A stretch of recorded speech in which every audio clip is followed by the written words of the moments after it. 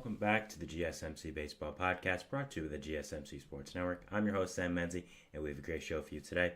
First topic we're going over is the Guardians and Royals matchup over the weekend for their series. Then going over the Red Sox trade deadline, new home run derby rules for the MLB, and then the AL and NL All-Star finalists. Before we do that, though, I'd like to ask you to please like and follow the show. We do get a number of questions from viewers, so to ensure that your question does get read in the air, please use the link gsmcpodcast.net. It really does help the show, and it really does mean a lot, so thank you so much for that. And let's get into the show for today. All right, so as I said before, we are going to be starting off the show with the Royals and the Guardians. They had a big series over the past few days.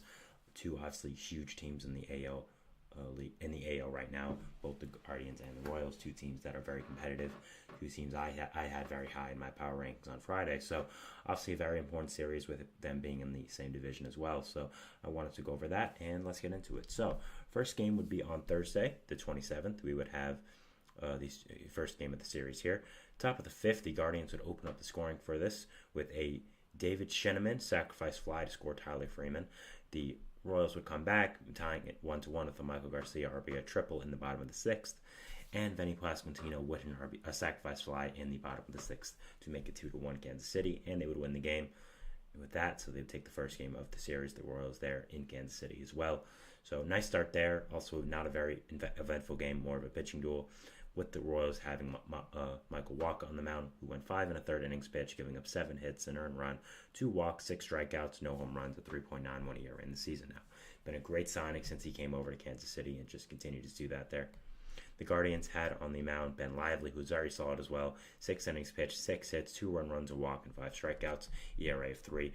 Really, really nice start there. We go to the next game on Thursday for the series. The scoring would open up here for this one in the top of the first, when Jose Ramirez would launch his 22nd home run of the year to make it 1-0 Cleveland in the top of the first. Just an amazing season by Ramirez, just the model of consistency for this team, and really the MLB just year in and year out has a fantastic season and has continued to do that today and this year as well. Bottom of the second, Salvador Perez would tie up the game, hitting his 13th home run of the year to make it 1-1, and a Hunter Renfroe solo shot would make it 2-1 Kansas City and give them the lead in the second. Bottom of the third, the Royals would just continue to add on with Vinny Pasquantino, Salvador Perez, and Angel Melendez all chipping in, making it 5-1 Kansas City. A Kyle Isbell homer would make it 6-1. Freddie Fermin sac fly would make it 7-1, and eventually the game would end up being 10-3, topped off by a Vinny Pasquantino 2-run home run in the bottom of the eighth. Very, very nice win there again for Kansas City. By the second game of the series, we already make sure they would not lose this big important series. Just really, really good by them. I mean, the Guardians had on the mound Tristan McKenzie, who hasn't had the best season, yes, but is still a very solid pitcher with a lot of great stuff, and a pitcher I do like a lot, and they really roughed him up.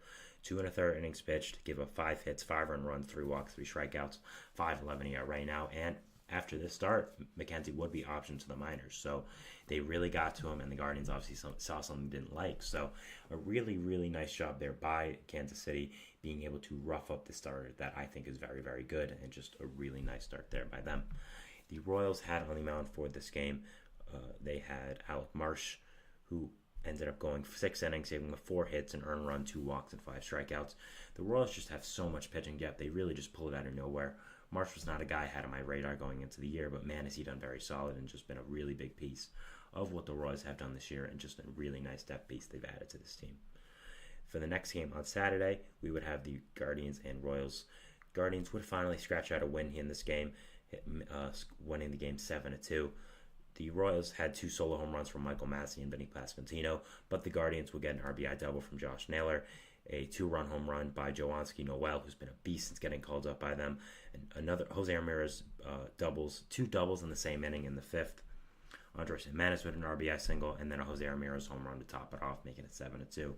Man, is he a one-man wrecking machine. I mean, I understand the Guardians have a lot of good other hitters on this team, like Josh Naylor, like Stephen Kwan, but Jose Ramirez is just a star in his own right, and just is a fantastic, fantastic player.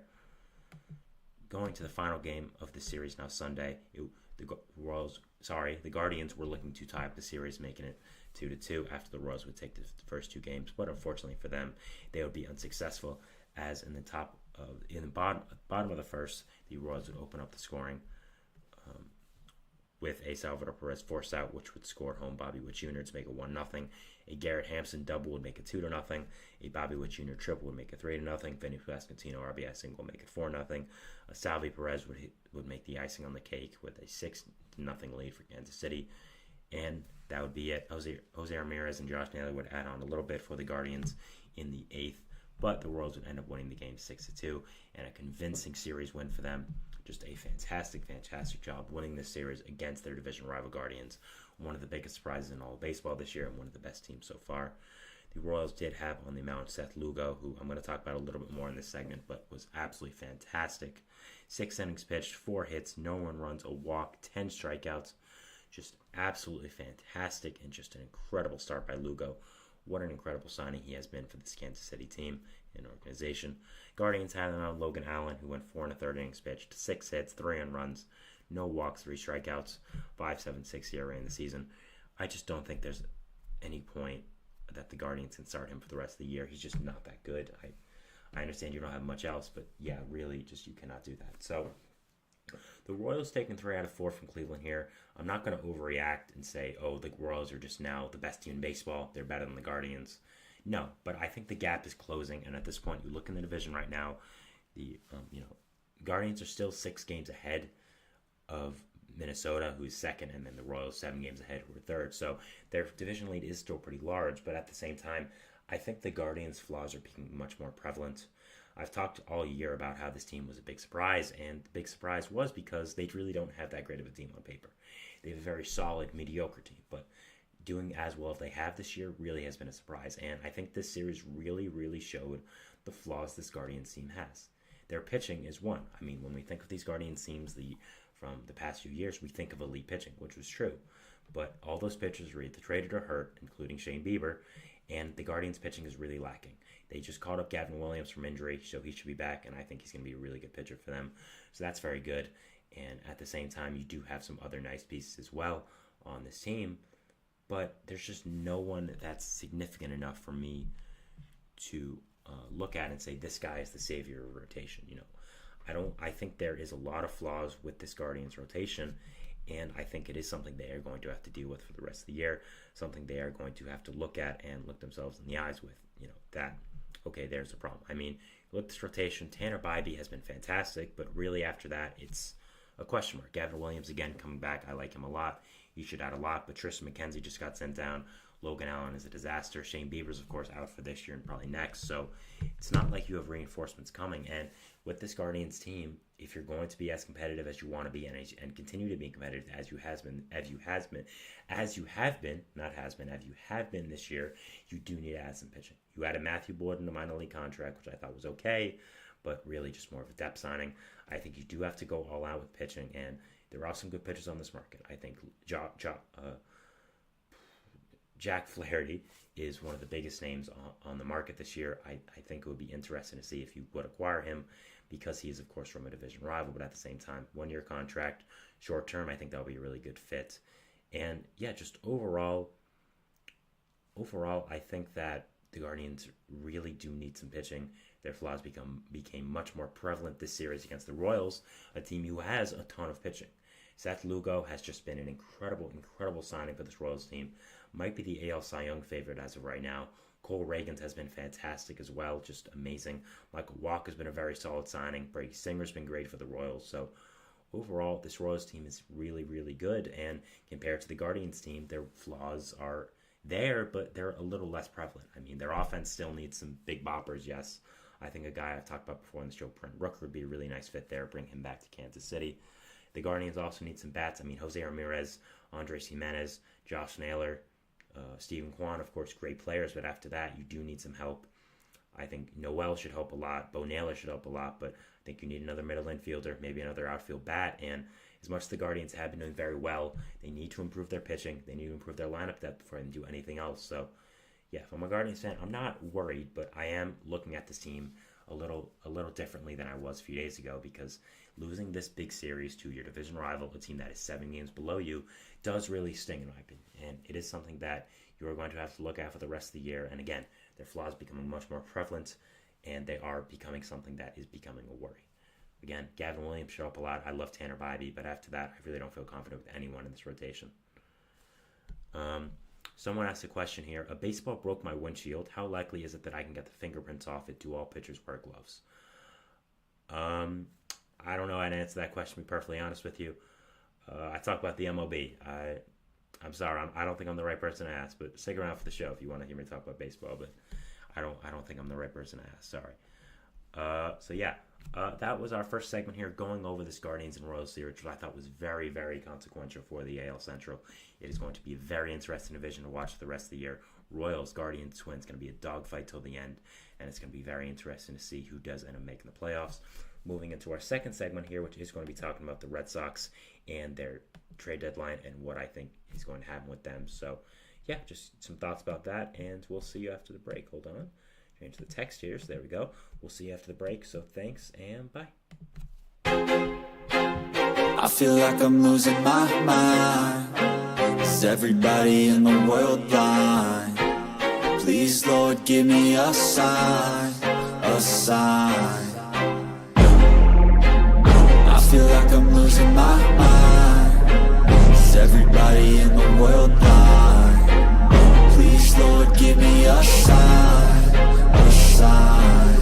I wanna be the greatest. Everybody on the fake shit. I look around and feel like everybody is the fakest. I make this every day and I'm impatient, hoping one day I blow up from the basement. Statement, the top is so vacant. I don't hear shit that I think is amazing. Waiting for my day when I'm playing sold out shows for 1,000 faces. Hey, give me that crown, get in my way and to be put down. It ain't your place, all this my town. If I want that shit, then I'll get it right now. I'm losing it, the noose it fits. I'm losing shit, a stupid myth. You choose to live or choose to dip. You choose to fight or lose your grip and lose a gift. I feel like I'm losing my mind. Is everybody in the world blind? Please, Lord, give me a sign, a sign. I feel like I'm losing my mind. Is everybody in the world blind?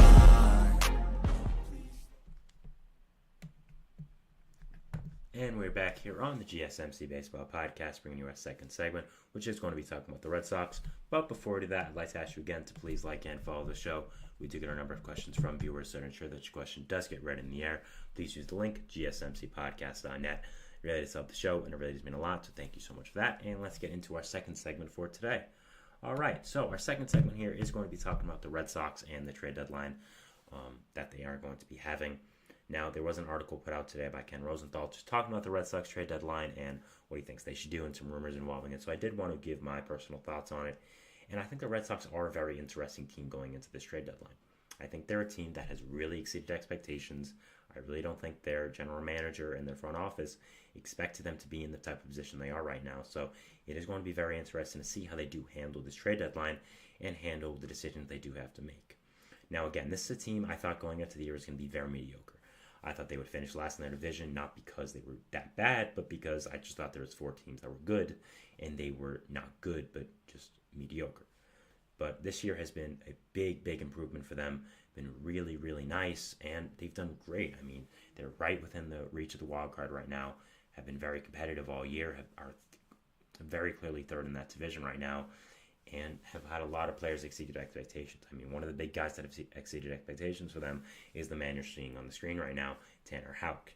Now, Tanner Houck was a guy who was just very mediocre going into this year, but has really stepped it up this year, become a plus starting pitcher for this Red Sox team, and has just done really, really fantastic. I mean, you look at his stats and they're incredible, and I think that overall Houck has become just a really, really good player for the Red Sox and is someone to build around for the future. Now, when you're looking at this Red Sox team, again, I think the one question you have to ask about the trade deadline is just simply, what should they do? Should they buy? Should they sell? Should they do a hybrid of both? What do you have to do? And in my personal opinion, I think it should be a hybrid. I don't think the Red Sox can justify to their fan base fully selling players and fully selling talent when they have done as well as they have this year, when they've been as competitive as they have this year. I just don't think it makes sense. Now, looking first at a guy like, let's say, Kenley Jansen. Kenley Jansen is obviously their closer, only 1 year left on his contract. Has said before in interviews he's not really happy with where the Red Sox are right now because he'd like to be more competitive. He's a guy you can sell off because Kenley Jansen is a very valuable asset, a very solid, good back end of the bullpen arm who's on a 1-year contract, be a rental, and veteran bullpen arms with a name recognition like Jansen are always valuable. So trading a guy like Jansen who's on a 1-year contract who isn't going to be a big part of your future because of his age, I think would make a lot more sense. And I think would make sense even if you're trying to buy. You can buy and still trade off some of these players. You can do a hybrid because let's be real, the Red Sox are in this situation right now. They have done well. They have been a really good team, but at the same time, are they winning a championship? I don't think so. So selling off a guy like Jansen would make a ton of sense in my opinion and would get them prospect capital back. Now, a tougher question comes to a guy like, let's put here, Tyler O'Neill. Tyler O'Neill was, of course, acquired in a preseason trade with the St. Louis Cardinals after his time just kind of wore out there. There was some, personal stuff I think going on with him and the manager of the organization, and just also with the outfield depth the Cardinals had. They just thought it was time to move on from O'Neill. I thought it was a fine trade. And yeah, O'Neill has been a monster for Boston. Now, he's a little bit more of a tough call because, yes, he has 1 year left in his contract. So by my logic, he should be traded. But at the same time, this guy's under 30. He's having a fantastic season with Boston, and I think can be a long-term piece for them. He's really fitting in there. And personally, if I was a Red Sox executive, I was a Red Sox fan, I'd look to extend O'Neill before I'd look to trade him. Now, I wouldn't trade him immediately after if I can't get an extension done, but I would think about it. I would offer O'Neill maybe a 5-year contract. I think something in the AAV of 10 to 15 million make a lot of sense for a guy who's done really, really well hitting the baseball, has fit in really, really well in the city of Boston and become a fan favorite, someone who plays defense really well. I think O'Neill's a very valuable asset. And for a young team that is competing this year and should be competing next year, and further on from that, I think extending O'Neill and making him a big part of your future would make a lot of sense. Now, I also think you should be shopping him. There's a lot of teams that could use a big, powerful right-handed outfield bat, and if someone offers you a prospect that you feel you can't say no to, I would also do that because you're in this type of situation. I mean, yes, you look at the Red Sox right now, and they are 4th in the wild card. They're only 1.5 games out, but first of all, they're not going to win their division. I mean, let's be real. They're not better than the Yankees. They're not better than the Orioles. So if they're not winning that, that's out of the conversation.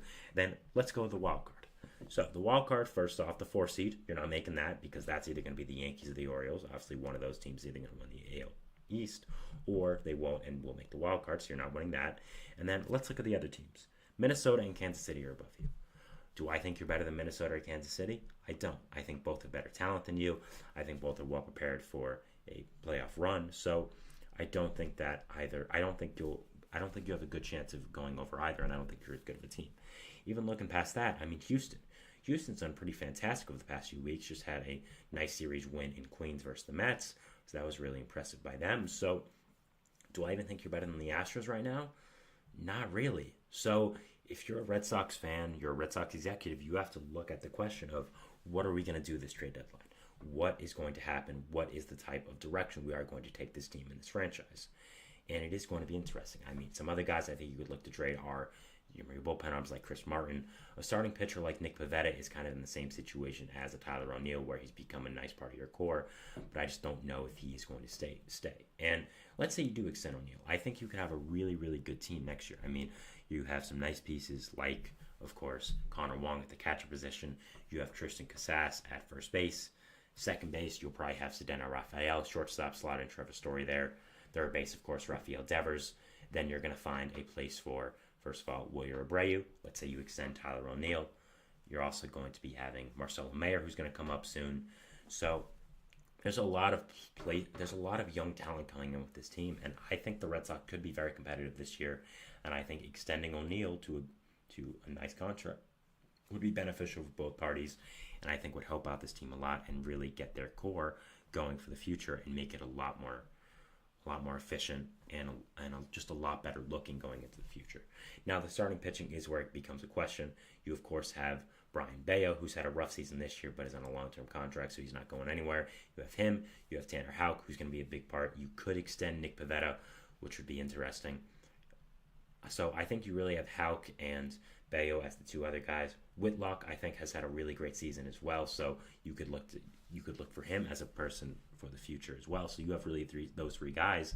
And then I think it becomes interesting is where do you get that ace?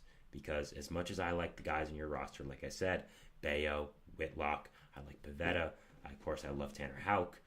Where are you going to go after this? I mean, I think you do have to get an ace. As much as I love Houck, I don't think any of these guys are aces. And I think looking at the free agent market this year, Corbin Burnes makes a lot of sense. He's, of course, known to the AL East now, being in Baltimore for this year. You could throw a huge contract at him, model of consistency at the top of that rotation. And I think that would create a really, really good young core going into the future. I mean, again, you have a lot of pieces on the offensive side of the ball. Connor Wong has turned into one. Tristan Casas, Cedeno Rafael's long-term. Wilyer Abreu's been fantastic. Rafi Devers, of course. Marcelo Mayer. Kyle Teel should be up soon. Kyle Teel's an interesting situation. I don't really know where he's going to play. But so the Red Sox have a nice future, and I think this trade deadline is going to determine a lot of that. I think that young players who may be expiring, I think you should extend, but you should also look to trade guys like Chris Martin and Kenley Jansen, who are going to be valuable trade pieces on the market, who maybe could help you win, but how much you really are going to win is the question. So I think really they should buy and sell. They should look to extend some of these younger guys, maybe trade for some other controllable pieces that are younger, but trade some of the older one-year contract guys. I think that's really the clear option here, to trade guys like Kenley Jansen, like Chris Martin. And yeah, I mean, again, looking into the future, the Yankees and Orioles aren't going anywhere, but the Rays might be on their way out, and it's kind of looking that way. I think the Blue Jays are kind of an interesting situation right now. We don't really know what's going to happen with them. So overall, I'm very interested to see what is going to happen with this Red Sox trade deadline, with this Red Sox team and core in general. And it's just something that is crossing my mind, and a team I think is very interesting to see for the rest of the year. Also, I want to say hola to Hawaiian 5-0. He's in my comments, so hi, how you doing? But overall, the Red Sox are going to be a very interesting team to watch. There's a lot of decisions to be made, and I really think they could shape up the trade deadline if you trade Kenley Jansen, if you trade Chris Martin, guys like that who are going to be big pieces. Maybe you decide to trade Nick Pivetta and Tyler O'Neill, which I think would be big pieces for this team, and would be huge pieces on the trade market that could get a lot back. So overall, again, are going to be a very, very interesting team to watch. Be someone I really am putting all eyes on, and I think they're going to be a team that has a lot of decisions to make, not just for this year, but for the future as well. And I'm very excited and interested to see what they do end up deciding. So yeah, that is our second segment here, talking about the Red Sox and their trade deadline and just some thoughts about them. We'll be moving into our third segment, which is going to be talking about the new home run derby rules and what is going on there. Just want to talk about the home run derby. There's a lot of news going on with that. So yeah, we'll be talking about it, and we'll see you after the break. So thanks, and bye. Looking for your daily fix of sports talk without having to pay for it? GSMC Sports Network is available on YouTube. Just search GSMC Sports Network. Get your fix of daily sports talk shows on YouTube, absolutely free. NFL, college football, NBA, MLB, MMA, UFC, fantasy football, and so much more. GSMC Sports Network has shows running all day long, with new sports shows starting every 2 hours. Just like on your favorite cable sports channel, except GSMC Sports Network is absolutely free. Just search GSMC Sports Network on YouTube to catch one of your new favorite shows, like the GSMC College Football Podcast, Chip Shot Football Podcast, Hoops and Heels Women's Sports Podcast, GSMC Basketball Podcast, and so many more. Check it out for yourself. GSMC Sports Network, now available on YouTube absolutely free. Search GSMC Sports Network on YouTube right now.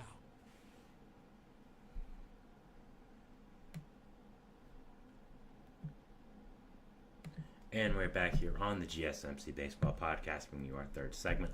We're just going to be talking about the Home Run Derby and the new rules involved with it, so let's get into it. So it was announced by MLB that there would be some new rules for the Home Run Derby this year, try to increase it and try to make people enjoy it more. And I just wanted to give my thoughts on it. Also, we'll be going over some candidates for it as well. We have the first one, of course, Gunnar Henderson of the Baltimore Orioles, so we'll be talking about his fit. And after that, going into some other guys I'd love to see in it. So, first off, for the Home Run Derby rules, you can see it on the screen. Now, first, we have the rules. So, first one is first round and semifinals. It is going to be a 3-minute round, 40 pitches, 1 timeout, 3 bonus outs. Every swing is a home run or an out. A 425-foot home run in the bonus period earns a 4th bonus out, which is new and interesting. For the finals, a 2-minute round, 27 pitches, 1 timeout. Same bonus rules apply. So, of course, that's the first one. So, overall, I think this is very interesting. I think a 3-minute round is going to be very interesting. 40 pitches, 1 timeout, and yeah, this is very interesting to me. Now, I don't hate it or love it at all. I think it's good.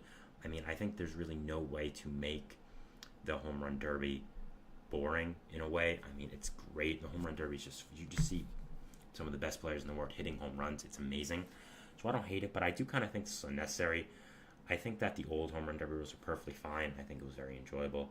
I like the timer rule a lot. I think that having a specific time is good rather than just pitches, but that's just me. So overall, I think the fourth bonus out is very interesting. I like the 425-foot home run thing. That is also fun. So that's nice. Finals for the 2-minute round. I do like that actually. I think it's really nice. I think it is going to make it very, very interesting, just swinging away for 2 minutes, making it a little shorter than before. So overall, I think these home run rules are, again, a little bit unnecessary in my opinion, but also interesting. So I don't hate it. I think it's fine. Again, home run derby is always going to be interesting to me, always going to be my highlight of All-Star Weekend. Next off for this, we are going to be talking about the competitive flow of it. So moving into the next one here. There you go. You can see it. So for the first round, there'll be 8 hitters. Of course, the top 4 advance. Tie is broken by the longest home run in the first round, which is different than before where they would have a 3 home run swing off. I actually like the 3 home run swing off, but I understand why they're doing this. Someone might be a little more tired than the other one if you went first or second, so it makes sense. But I think it's a good alternative. I like both, to be honest with you, but I think it's a good idea to have it the longest home run. I think it makes it very interesting. Players might now go for the more longer home runs than just trying to get it out of the ballpark any way they can. So that should be interesting. For the semifinals, bracket style, 3 versus 2, 4 versus 1. Of course, that's fine. Based on the first round home run totals, so that should be interesting. They're not doing it from the original seeds where you would have before, where of course it's the regular season home run total. Then the final, of course, the top 2 face off. So overall, I think it's going to make it very interesting. I again think these rules are kind of unnecessary to change it. I really didn't think there was anything wrong with how the home run derby was before, but at the same time, I do get that they want to switch it up a little bit, want to differentiate it, which is fine, makes perfect sense to me. But again, I think it is a little bit of a weird situation. But overall, it's fine, and I think it's fine. So now what I'm going to be talking about is the home run derby participants, and who do I want to see in the derby? So of course we had the first home run derby participant in Gunnar Henderson announced. I think Henderson is a perfect fit. Nice lefty swing in that Texas ballpark. Is of course one of the best power hitters in baseball at this point. Has become a fantastic superstar for this Baltimore Orioles team.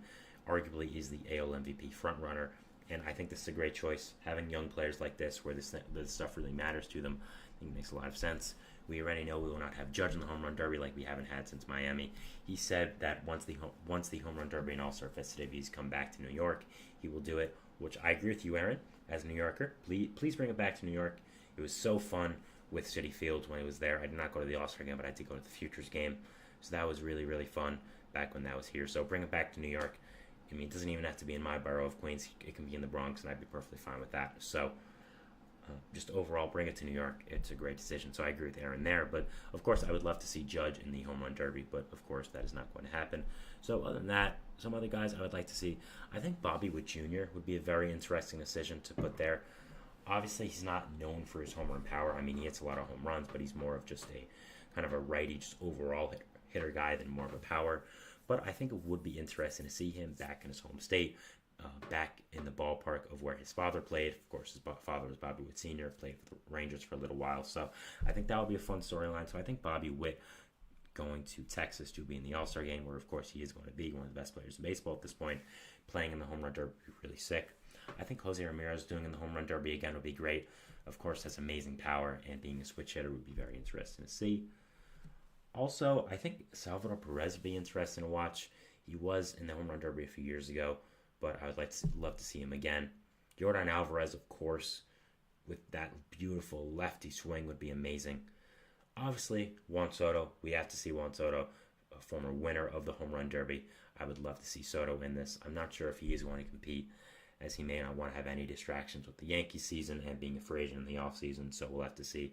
Of course, did win a home run derby, so I'm not sure if he has anything left to prove with that, but I would love to see him here. So those guys, of course, you are going to have a Texas Ranger in the home run derby, of course. It'll be interesting to see.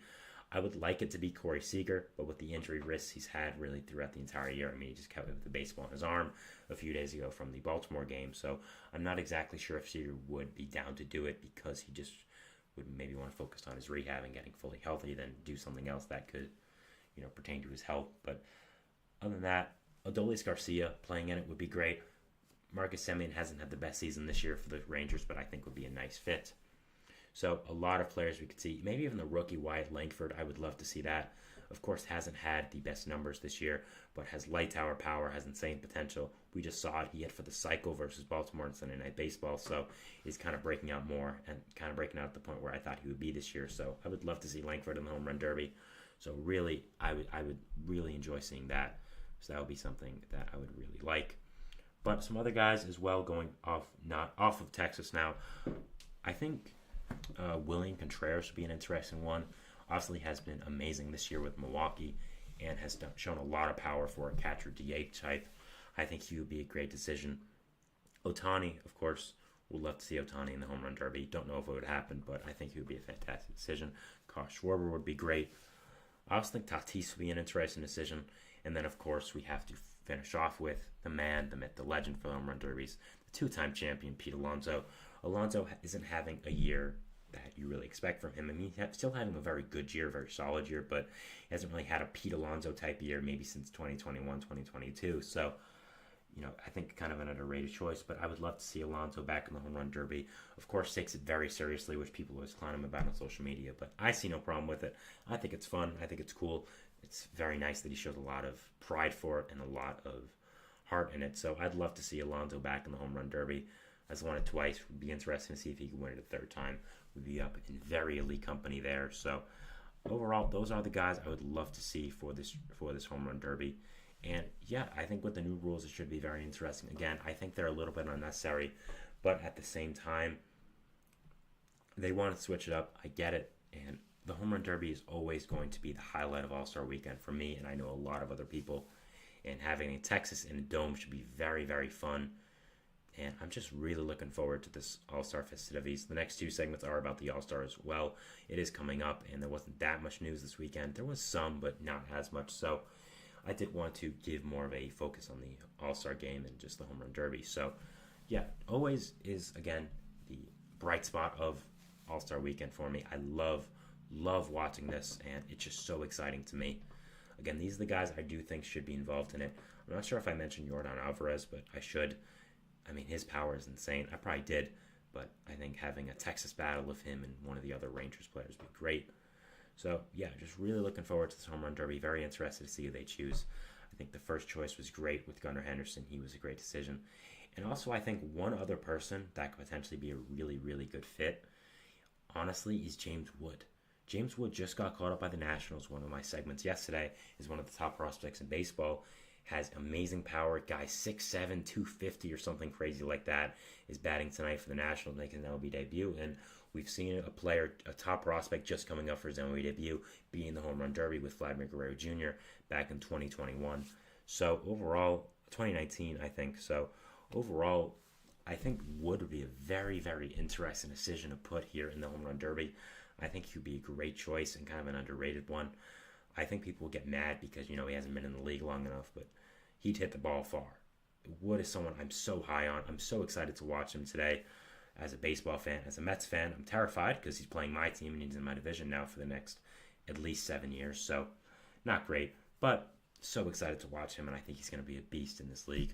So, that was me talking about the home run derby this year, the new rules, some contestants I'd like to see in it. So, yeah, we'll be going into our fourth segment here, which is going to be talking about, let's get it up, the All-Star finalists for the American League first. We'll start off with that. We'll just go over them, and then we'll go into the NL as well. So, yeah, we'll be going over that, and we'll see you after the break. So, thanks, and bye.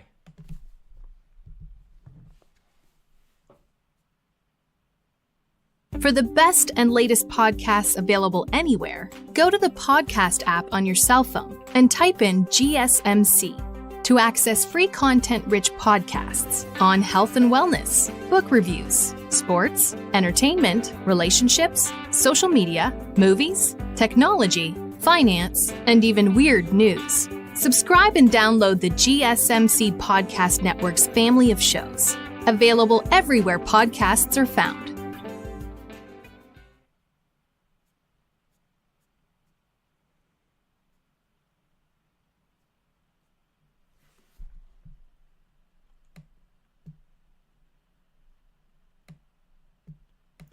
And sorry.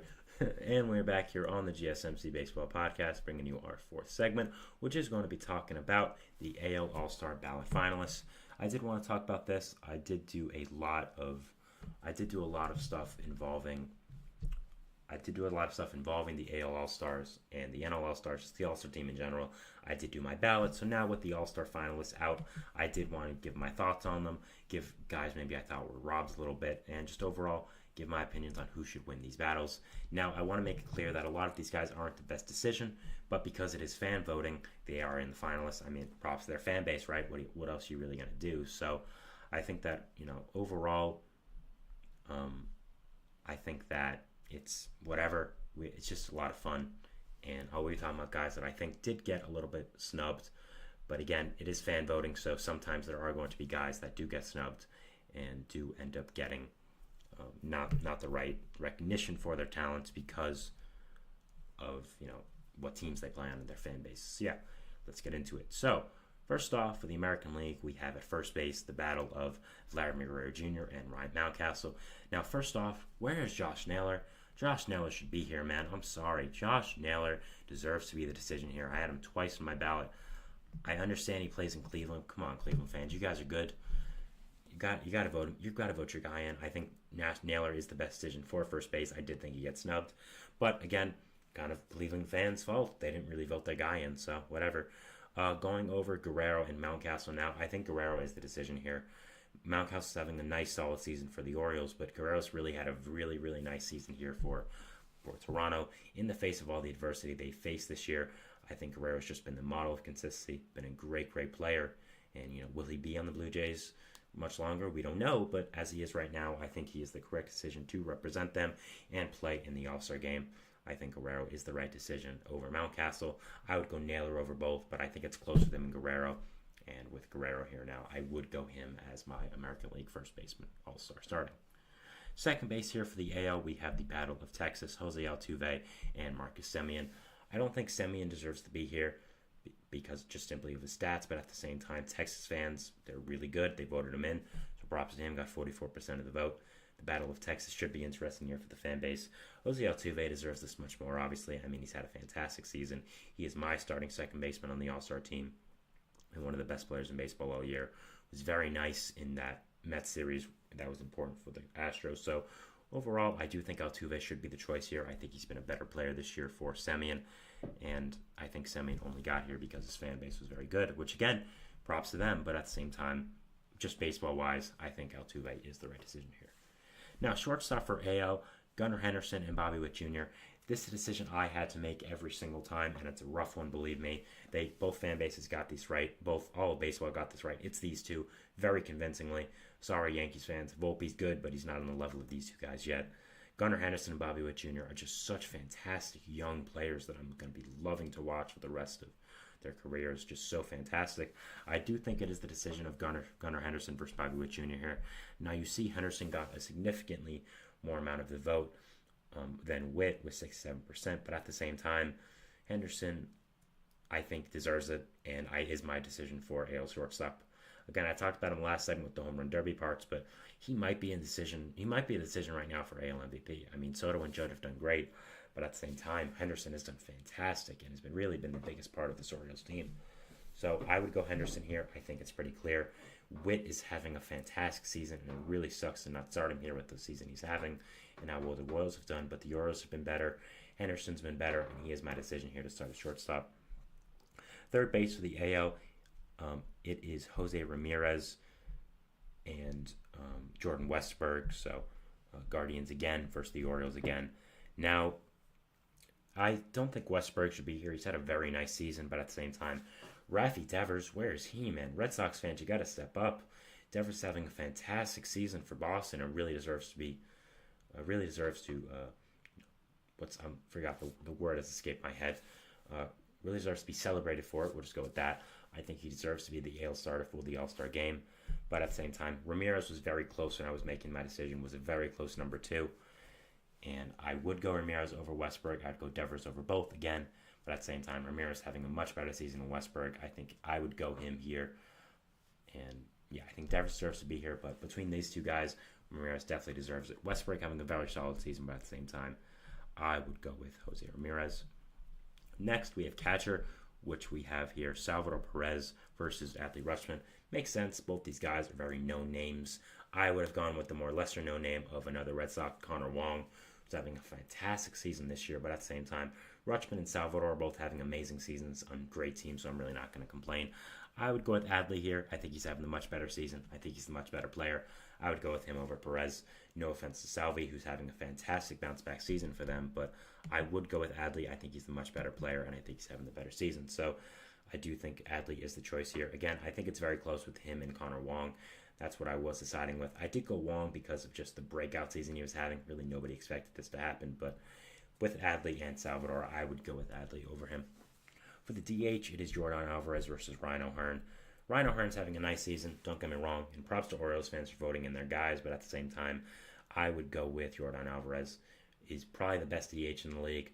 Ohtani's a DH now, so we're gonna have Ohtani over Jordan. But for the AL, it probably is Jordan. Just a fantastic season for this year. Year in and year out is always fantastic. Deserves to be here. Deserves to stay in Texas for the All-Star game. And yeah, I think he's the right decision here. Props to Ryan O'Hearn for really having a nice career for himself after that trade for Kansas City. They kind of gave up on him after a few mediocre years and has really found a home in Baltimore. So props to him. But I would go with Jordan here for the decision, and I think he is the better player of the two, and I think he is the decision to make. Next for the outfield, we have Juan Soto, Steven Kwan, Anthony Santander, and Kyle Tucker for the outfield. Now, I don't know how Aaron Judge is not here. I think he's the lock, I believe. I'm not exactly sure about that, but just going off of these four, Juan Soto, Steven Kwan, Anthony Santander, Kyle Tucker, great choices. All are really deserving. I think I would go with Tucker, Soto, and Kwan. Any three of them you could go with is perfectly fine. So, yeah, I think that is really the correct decision here to go with. Soto's having a fantastic season. Kwan's having a fantastic season. Kyle Tucker's having a fantastic season. Also, so is Santander, but I think those three are really having much better seasons and are doing much better. Now, yeah, Judge is the lock for the outfield, so obviously there's only two other spots between these four. So I would probably go with Soto and Kwan. Again, Tucker, I feel really bad leaving out, but I think Soto and Kwan have had better seasons. And yeah, overall, very tough decision, but I would go with them. For me, I did end up going with, for the outfield, Soto, Kwan, and Judge, so exactly the same as the voters had it. Again, nice job there. Again, Guardians fans showed up for Kwan. I don't know why they didn't show up for Josh Naylor, having a fantastic breakout season. I would have him here, but again, he's not a decision. So right now, if I had to choose between these guys, these All-Star finalists, you know my ballot, it's on the video, but just between these guys, I would go with Vladimir Guerrero Jr. from first base, Vladimir Guerrero Jr. from the Toronto Blue Jays. Second base, Jose Altuve from the Houston Astros. Shortstop, Gunnar Henderson from the Baltimore Orioles. Third base, Jose Ramirez from the Cleveland Guardians. Catcher, Adley Rutschman from the Baltimore Orioles. DH, Jordan Alvarez from the Houston Astros. Outfielders, Juan Soto from the New York Yankees, and outfielder Steven Kwan from the Cleveland Guardians. So those are my decisions. Again, I would have some guys the fans didn't pick, but always it is who the fans pick. Props to them for being good fan bases, voting in their guys. So really not going to say anything bad about it here. So overall, it is always fun to just see these all-star people. You don't take it too seriously. It'll be very interesting to see who wins this betting. I mean, again, there should be some people who drop out because of injury or others or other situations as well. You just don't want to play over your break, which I understand, believe me. So overall, it should be interesting to see who ends up being the starters for this game. But this is who I would pick with these choices. You know who my decisions are anyways, though. So yeah, overall, it should be very fun to watch and always a fun thing to talk about here. And yeah, moving into our fifth and final segment here, which is going to be talking about the NL part of the All-Star finalists and the ballots. So yeah, we'll be going over that and just that part. We just did the AL, so of course fitting to do the NL. So yeah, talk about that, and we'll see you after our fourth and final break. So thanks, and bye.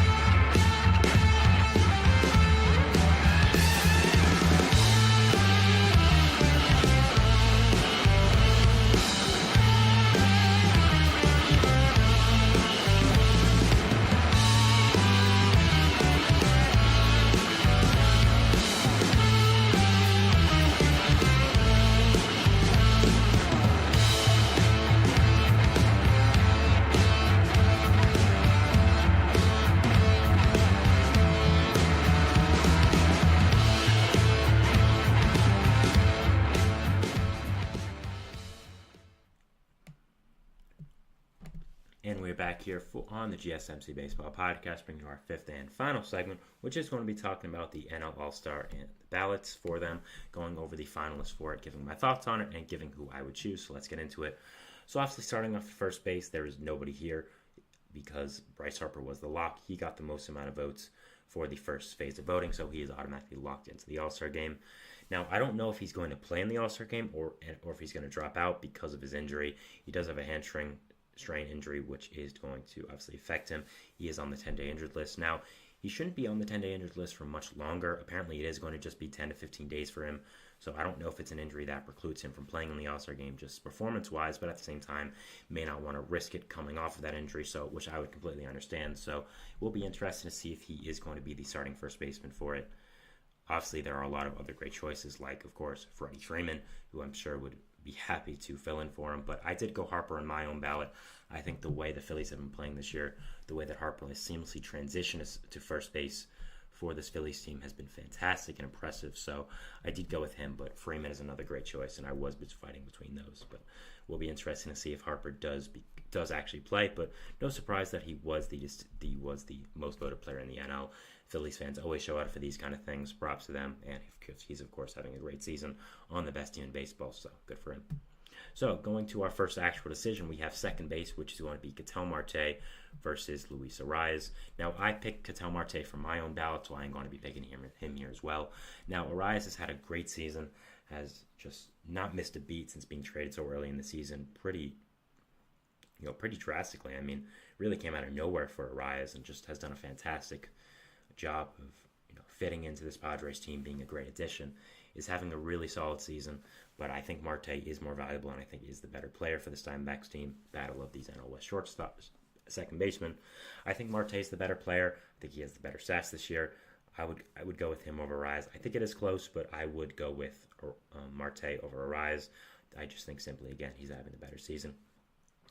Shortstop now, we have Trey Turner versus Mookie Betts.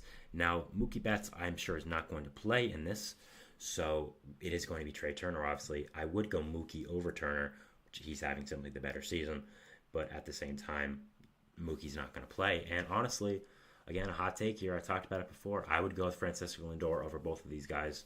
I think Lindor is having just an incredible season that he's not getting the credit for, and the way the Mets have performed in these past few weeks, with the Grimace run, the Jose Iglesias OMG song, all that, Lindor's been one of the biggest parts of why they have been doing so well. Has been fantastic to move to the leadoff position, provides so much value with how he's hitting this year, and his defense, of course, which is always fantastic. I mean, you look right now, he's 11th in the entire MLB for WAR. The only NL players above him are Mookie Betts, who, of course, is a shortstop and is not going to play because he's hurt. Ketel Marte, second baseman. Ellie De La Cruz, who could potentially be in this All-Star game, but I think Lindor has been more valuable than De La Cruz. Harper, of course, who's in. Ohtani, who's in. With Junior, AL. So really, again, how many NL players are above Lindor for WAR this year? I mean, right now it's Ohtani, Ellie, Ketel, Mookie. That's it. So I would go with Lindor for shortstop here. I think it's between him, Trey, and Ellie. I think Lindor's been the best player with how well he's done over the past few weeks or so. I think Mookie's better than them all, of course, but he's hurt. So I would go Lindor here over Trey Turner, who's obviously going to win because Mookie's hurt. So will be interesting to see what happens there. And the Mets don't have a representative who went to the second phase of voting, so it'll be interesting to see if Lindor does end up becoming their player and if he does end up becoming a fill-in for Betts. Now, next for the next position we have is going to be third base, which is Alec Bohm versus Manny Machado. Now, if you told me Alec Bohm would, first of all, be my choice for the third baseman position for the NL, for the All-Star game, I would have looked at you crazy, but he deserves to be in this position, I will say, and has had a fantastic, fantastic season for the Phillies. Been one of the biggest reasons why they have been so good, and I would choose him over Manny here. I don't think Manny's had that great of a season, and I think Bohm's just simply been better. I think he's the clear choice for NL third baseman. I would have had Ryan McMahon here as well over Manny Machado. I think it was really between them for me. McMahon's had a fantastic season, but of course the Rockies don't have the most active fan base, we should say. So no surprise that Bohm did make it here over him. I think both are really close, him and McMahon, but I would go Bohm. And yeah, we'll be interested to see if McMahon does make it. I'm sure he's going to make it as the Rockies representative, and it'll be interesting to see. But yeah, I would go with Bohm here for overall, and I would go with him over Machado, and I would have Ryan McMahon over Machado. Next position we have here is going to be catcher. It is William Contreras versus JT Realmuto. Not sure if Realmuto could play in this game anyways because of his injury, but anyways, I would have William Contreras over him as well. Contreras has been fantastic with the bat this year. Really has become just a superstar player since coming over in that trade from Atlanta.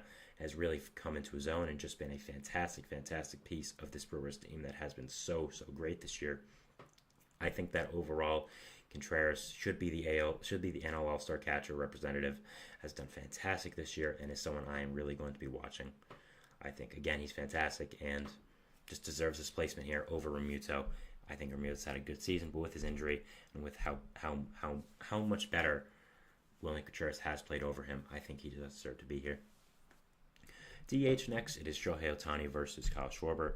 Now, I'm surprised Marcell Ozuna didn't make it here for the NL. He's had a fantastic, amazing season for Atlanta. Been one of the reasons why they've sort of float. Atlanta also has a very nice fan base as well. So I would have put him over Schwarber, but all three are very valuable candidates. Overall, I would go Ohtani, of course. I mean, he might win MVP as a DH, which would be crazy. So I do think Ohtani is the answer here. But I'm surprised Ozuna didn't make it to the second round. Will be interesting to see if he does become a fill-in for someone. But overall, yeah, I would go with Ohtani here, no question. Schwarber's having a great season, so is Marcell Ozuna, but it's Ohtani. I mean, right? What else are you going to say? Finally, for the outfield, we have 6 spots for 3 positions. Christian Yelich, Jerson Profar, Renato Tatis Jr., Brandon Marsh, Teoscar Hernandez, and Nick Castellanos. So I would go with the first 3 here. Yelich, Profar, Tatis. All are having fantastic seasons. I think the guys with the most voting here are the guy that should be here. Yelich is having a really nice bounce-back season for Milwaukee after a few rough years. Was pretty good last year as well, so I think he's really turning a corner for a contract that we really looked at as rough for a few years. So he's done fantastic, and I think should be a NL All-Star NL MVP this year. NL All-Star, I don't know why I keep saying MVP. If I said that multiple times, I do apologize. But after that, Profar, fantastic season, came out of nowhere and has just done so amazing for this Padres team. Tatis also doing fantastic as well. I would go with these 3 guys. Teoscar Hernandez is also very close in this decision as well. Is having a really nice season for the Dodgers, but at the same time, I think these 3 are better. Brandon Marsh, Nick Castellanos, only here because of Phillies fans, which is fine. Good for you, but shouldn't be here. Heliot Ramos, I would have him in the All-Star game. He's very close with the top 3, and I think Giants fans really should have stepped up and trying to get him in the game.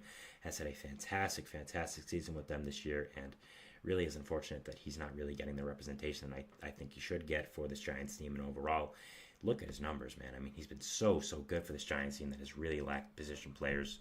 So I would go him here as well. I think him not being here is unfortunate with how well of a season he's had. So I would go with him. But Yelich, Tatis, Profar, I think is a fine one. I don't really have any problems with any of those guys making it. So, going over what I would pick over these guys, I would have for second base, Ketel Marte of the Arizona Diamondbacks. Shortstop, Trey Turner of the Philadelphia Phillies. Francisco Lindor over both, but you get what I mean. Third base, Alec Bohm of the Philadelphia Phillies. Catcher, William Contreras of the Milwaukee Brewers. DH, Shohei Ohtani of the Los Angeles Dodgers. Outfield, Christian Yelich of the Milwaukee Brewers. Jurickson Profar of the San Diego Padres. And Fernando Tatis Jr. of the San Diego Padres. Get Heliot Ramos in there, though. Again, fantastic year, and I think he really deserves a lot more credit than he's gotten. So, yeah, that is our show for today, guys. I want to thank you so much for watching. Remember to like, subscribe here on YouTube, and hit the notification bell to not only get notified when I upload, but when all the other great content creators on this channel do. Remember to follow us on Facebook, Twitter, TikTok, and Instagram for more content and updates. Again, thank you so much for watching. It's a beautiful day outside. Enjoy it. Happy July. We'll see what baseball shows us tomorrow. And again, enjoy the day outside. It's beautiful, and we'll see you tomorrow. Thank you, guys, and bye.